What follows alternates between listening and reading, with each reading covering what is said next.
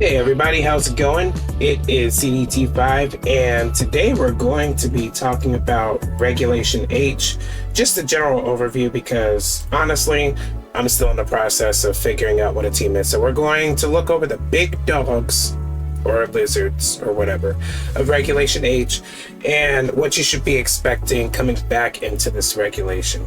So the first major threats that you're going to want to look at are Ursula. And they're typically done the same way. It's a Flame Orb with the Guts ability, Terra Normal, Terra Ground, and you have Facade, Headlong Rush, Earthquake, and Protect typically. And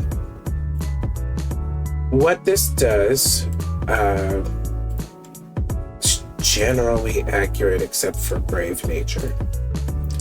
And I mean, this is just a typical coverage with both of these, because you could do Life Orb, and this one goes Terra Normal. They lean into their strongest attacks very often. And we'll break down what these two do that sets them apart from everybody else, and we'll just do that. This isn't what the spread is typically, and let's see if I can.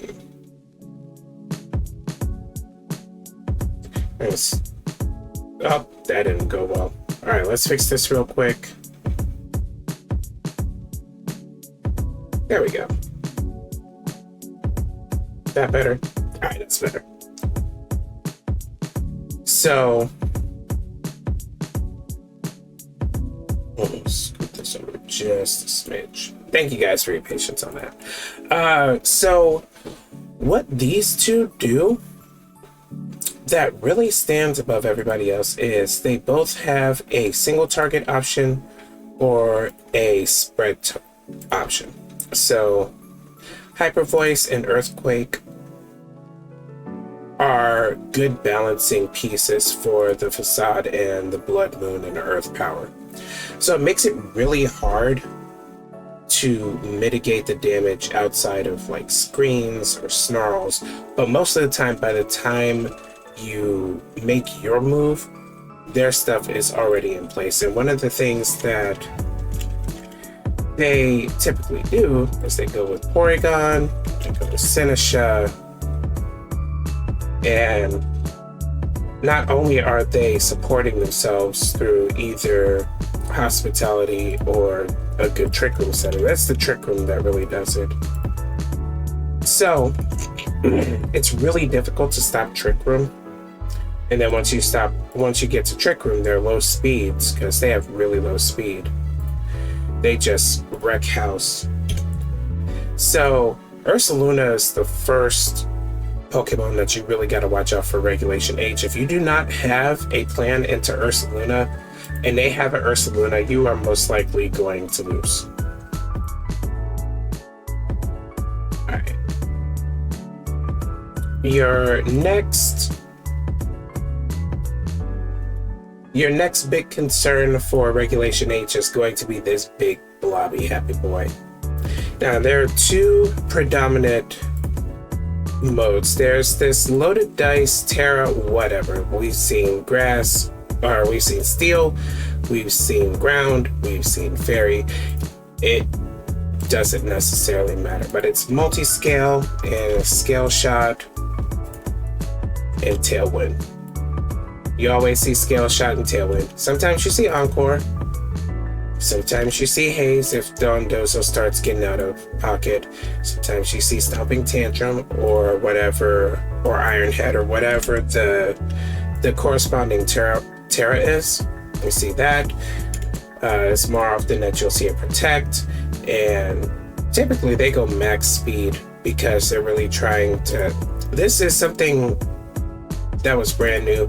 They just they exert their dominance over the speed control game, which is a little bit more flexible with a weaker meta. My favorite, and it's always going to be my favorite, is the Choice Band set. Choice Band, Terra Normal, E Speed, punch them in the jaw type of thing. And then most of the time you'll see Outrage. Let's see, Ice Spinner, Aerial Ace, Stomping Tantrum, Low Kick for the Archaludon, or for the Ursaluna if they get ahead of it. Like, there's a lot of different ways now that you can play Dragonite aside from this, because there's loaded dice, there's, you could probably also do Life Orb, but if you're going for damage, typically Choice Band allows you to hit a lot of those pivotal damage counts. Typically, there are a few partners for Dragonite, but the most typical one is his ground buddy Garchomp, and it's like Life Orb, Clear Amulet if Incineroar is starting to run amok. This is like a light version of Ursaluna. Let's see, so it's like Dragon Claw, Stomping Tantrum, Protect, something like that. And early on they were being paired with Alola Ninetales, but then they started varying more with their comps. And it's the same thing. Like, both of these guys give like a 1.5 quotient of what Ursaluna accomplishes. Ursaluna, if left alone, can do more damage than these guys. But when they're together, you have this thing where you have to worry about single target. You have to worry about double target. So that's another. Dragonite's the bigger player, because Garchomp isn't necessarily needed for Dragonite to thrive. Dragonite can thrive all by itself. So Ursaluna, Dragonite, and I was mentioning Archaludon before, but Archaludon can be an absolute menace here with the Assault Vest and the Stamina, especially on a rain team where you get those Electro Shots that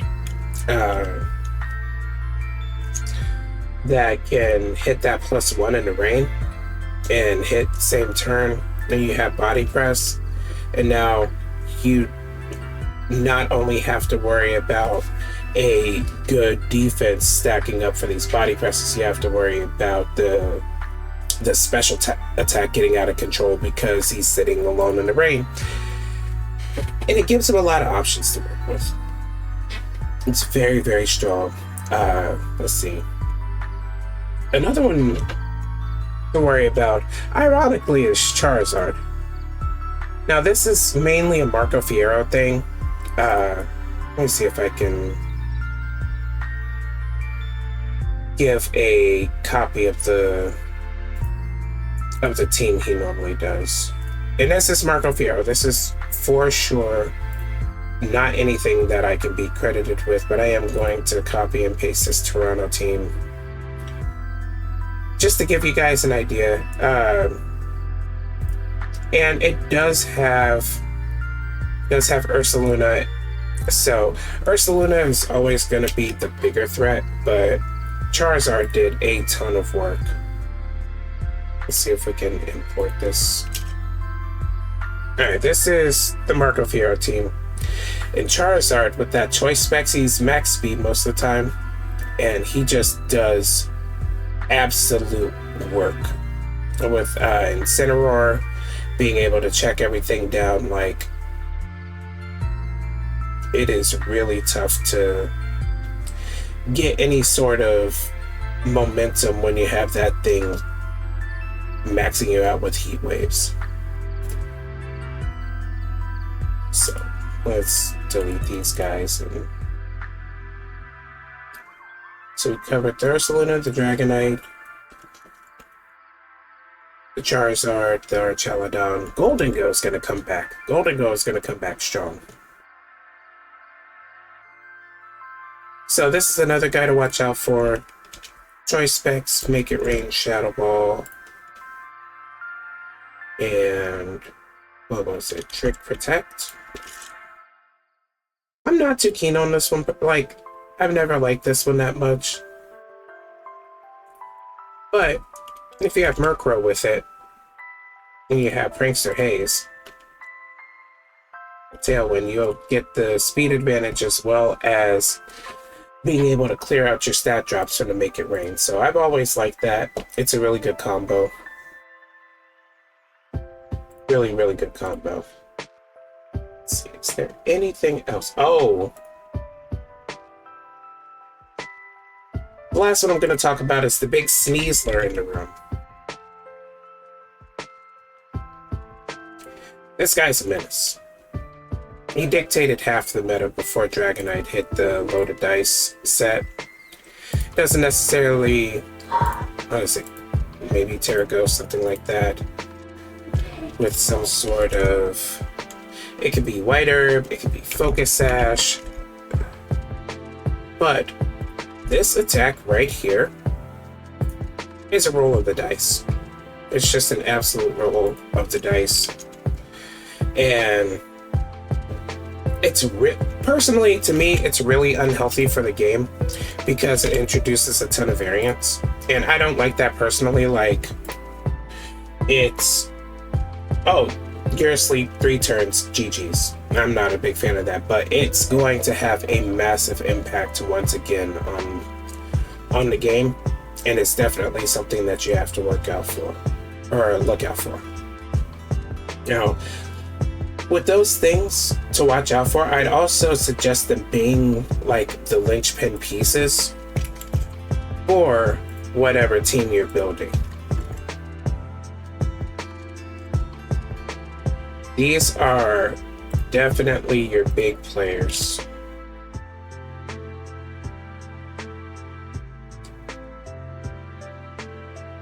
These are the guys that are really, really going to matter for your games. And you'll need to have a game plan with all of them in mind. It's either that, or I wouldn't necessarily recommend having a game plan with all of them in mind, but you're going to want to figure out a plan that you can assert your authority over. That's the big thing. You'll want to establish your rhythm, your pacing, your timing, whatever, whether it be Tailwind, whether it be Trick Room, whether it be something in between, whether it's damage mitigation.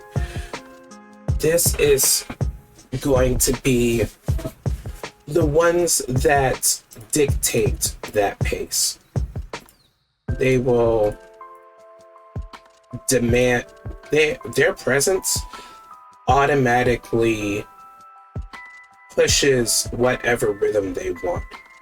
Dragonite, you have to figure out how to play around the Dragonite. You have to figure out how to play around the Ursaluna, the Chaladon, so on and so forth. So, hopefully that gives you guys a couple ideas of what to expect for Regulation H. I'm going to be working on team building for this thing myself, and because I'm kind of interested in hitting up tournaments, but let me know what you guys think. I really appreciate you guys checking out this video, and I'll catch you later. See ya.